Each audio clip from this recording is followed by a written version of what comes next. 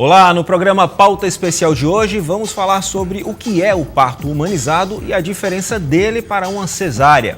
A gente vai saber quais são os canais de reclamação disponíveis no estado para fazer valer o seu direito como consumidor.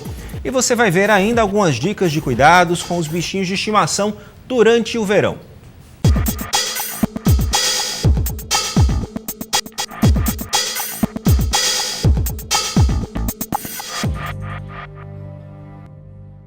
Vamos imaginar uma situação. Você comprou uma TV numa loja pela internet e não recebeu o produto. Você sabe onde reclamar por causa desse problema?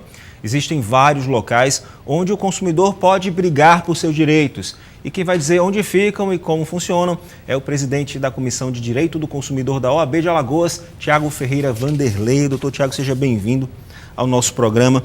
Bom, antes de a gente falar propriamente sobre esses canais, vamos fazer uma outra pergunta. As pessoas têm consciência de que possuem essa arma nas mãos? Eles possuem, os consumidores em geral, eles têm a ciência de que existem os direitos do consumidor. Agora, as armas para poder lutar, para poder realmente ativar ir esse atrás, direito, né? Isso. Vários deles ainda acabam dispensando por causa da demora do processo, porque vai gerar um aborrecimento, ainda seguir com um determinado processo. Então, muitas pessoas acabam ainda, eu não digo negligenciando, mas acabam ainda não correndo atrás dos seus direitos nesse sentido. Apesar de que mudou muita coisa desde o início lá da Comissão do Consumidor até hoje, mas mesmo assim, ainda os consumidores precisam brigar, precisam correr atrás e buscar os seus direitos. Pois é, a gente sabe que desde que se começou a questão da lei do consumidor até hoje, a postura da pessoa que consome realmente mudou. Ele está um consumidor mais atuante, ele exige mais. Mas como o senhor mesmo falou, ainda falta consciência mesmo, falta conhecimento da lei propriamente dita? Eu acredito que não falte o conhecimento em si. Até porque a gente tem várias ferramentas à disposição das pessoas, principalmente pela internet, em outros meios de comunicação, alertando sobre esses direitos. A questão é o consumidor, de fato, sair, ir atrás, ser né? mais proativo e buscar mais os seus direitos. Melhorou bastante. Agora é preciso mais. Entendi. Quanto mais conhecimento for aí divulgado, o pessoal vai começar a correr atrás e isso só faz melhorar a relação de consumo, na verdade, né? Isso, até porque quanto maiores forem as reclamações devidas também, quanto maiores forem essas reclamações, mais as empresas vão perceber o que deve ser de fato modificado. Não vai ser uma reclamação pontual, nada disso. Eles vão perceber que realmente o nosso serviço precisa ser melhorado e a empresa, ao invés de estar gastando com o Poder Judiciário, por exemplo, nas ações de indenização, né, ele vai estar investindo no seu devido setor para a melhoria da qualidade do seu serviço, para ser prestado ao consumidor. Então, tudo isso provocado por quem? Pelas reclamações dos consumidores. Pelo próprio consumidor, ganha todo mundo, né? Isso, é um ciclo, né, que a gente percebe aí. E cada um acaba tendo um papel importantíssimo, inclusive o Poder Judiciário. Porque a partir do momento em que o consumidor ingressa judicialmente com uma determinada demanda e o Poder Judiciário confere, por exemplo, danos morais com valores que acabam de fato não punindo a empresa, para a empresa vai continuar sendo confortável ficar na situação em que se encontra, ao invés de utilizar esse dinheiro, por exemplo, para melhorar o seu serviço. Quando você fala não punindo, seriam valores que não seriam representativos, seria isso? Que isso, talvez seja mais barato para a empresa pagar aquele dano ali do que, de fato, investir na melhoria. Exatamente. É aí que veio a campanha Mero Aborrecimento Tem Valor, que foi lançada no ano passado, no final do ano passado, lá pela Comissão Especial de Defesa do Consumidor, através da doutora Maria Miranda. E nesse lançamento, ele discute exatamente isso, a questão do que é o mero aborrecimento e do que é o dano moral para os consumidores, e que o Poder Judiciário infelizmente, ele tem colocado valores que, de fato, não tem punido as empresas para poder desestimulá-las a continuar agindo de forma negativa em relação aos consumidores. Porque às vezes o juiz entende que é só um mero aborrecimento, que não cabe uma punição de fato e a coisa se perpetua isso, e por aí. Isso, exatamente. Entendi. E essa campanha foi no sentido de chamar o Poder Judiciário, chamar a sociedade para alertar com relação a isso. Não é que qualquer caso que você vai ingressar tenha que ser conferido o dano moral. Não é isso. Mas é de dialogar e rever essa questão do que é o mero aborrecimento, do que é o dano moral.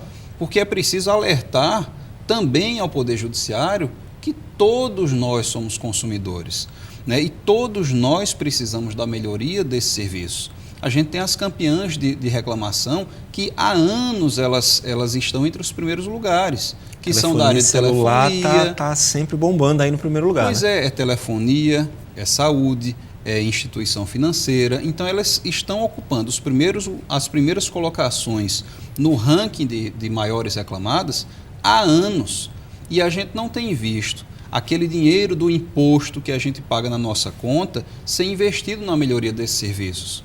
Né? Porque nas contas de telefone, por exemplo, tem umas tarifas que são utilizadas para a melhoria desses serviços. A gente não tem visto a melhoria desse serviço. Tem locais, até dentro da própria Maceió, em que a gente não tem a cobertura de celular, né? O sinal não é bom. Né? Então a gente está vivenciando a ausência da melhoria desses serviços. E aí é que entra o Poder Judiciário para poder aplicar o dano moral, logicamente, quando cabível, mas numa quantia, num valor que de fato venha a punir essas empresas. Que incomode, né?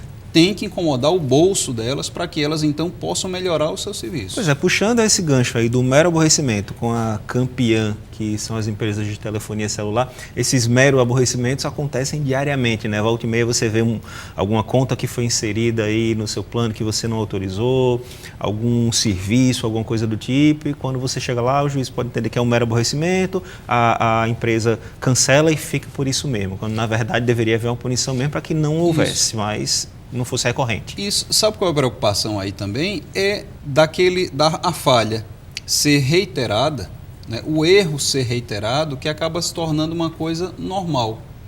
Essa é a preocupação.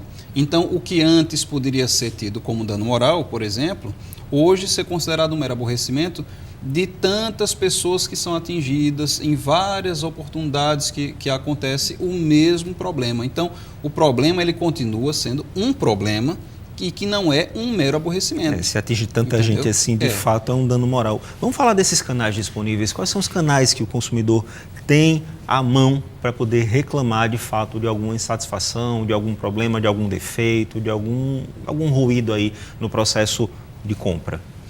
Hoje em dia, ao contrário lá do final da década de 90, até quando surgiu a Comissão de Defesa do Consumidor da OAB, que foi em 98, lá na gestão do hoje ministro Humberto Martins, tendo à frente a doutora Maria Miranda, lá naquela época eram poucos os canais de atendimento. Hoje a gente tem, além da Comissão de Defesa do Consumidor, que realiza esses atendimentos, a gente também tem o PROCON, a gente também tem Defensoria Pública, nós temos os próprios juizados que recepcionam em causas até 20 salários mínimos, os consumidores que querem, sem advogado, fazer suas reclamações. São juizados de pequenas causas. Isso.